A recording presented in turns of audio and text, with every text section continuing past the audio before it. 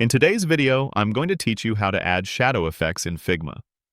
Adding shadows is a fantastic way to bring depth, dimension, and a touch of realism to your designs, making your elements pop and appear more visually appealing.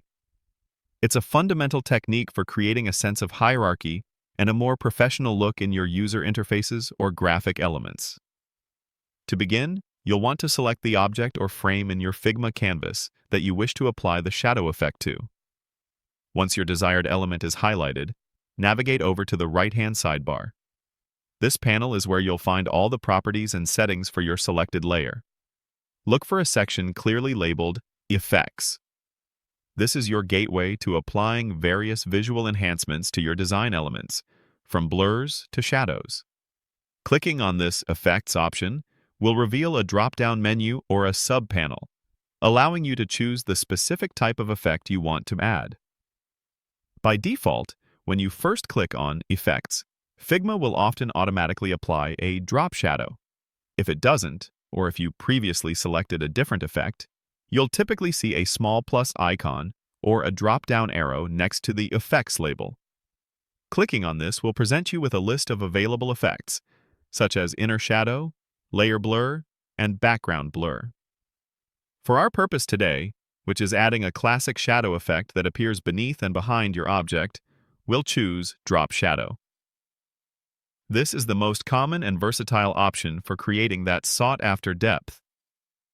With Drop Shadow now active, you'll see a small sun or gear icon next to it. This icon indicates that there are adjustable properties for the effect. Clicking on this icon will open up the Detailed Properties panel specifically for your drop shadow. This is where you can truly customize its appearance to perfectly suit your design and achieve the desired visual impact. You'll notice several adjustable settings here, each playing a crucial role in the final look of your shadow. Let's go through them individually. First, there's the X value. This controls the horizontal offset of your shadow. A positive X value will move the shadow to the right of your object, while a negative value will shift it to the left.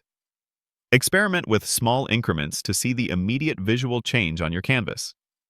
Next, we have the Y value, which manages the vertical offset. A positive Y value will move the shadow downwards, creating the impression of light coming from above, which is often the most natural and aesthetically pleasing look. Conversely, a negative Y value will pull the shadow upwards. Then comes blur. This is a crucial setting that dictates the softness or sharpness of your shadow. A higher blur value will create a softer, more diffused shadow, mimicking how light disperses naturally. A lower blur value, closer to 0, will result in a sharper, more defined shadow, which can be useful for more stylized or graphic effects. Following blur, you'll find spread. The spread value determines how much the shadow expands or contracts from the edges of your object. A positive spread value will make the shadow larger and more prominent, while a negative value will shrink it, pulling it inward.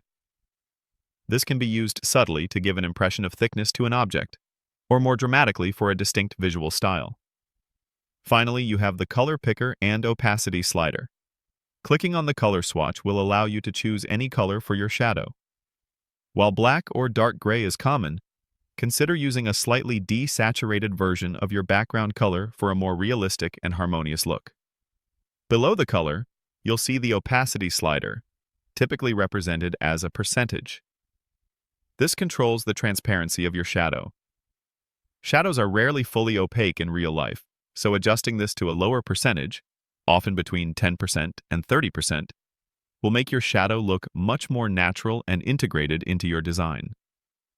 Remember, the key to great shadow effects is often subtlety. Don't be afraid to play around with these values. Small adjustments can make a big difference in adding depth and dimension to your designs. By mastering these properties, you'll be able to create stunning and realistic visual effects in all your Figma projects. Happy designing!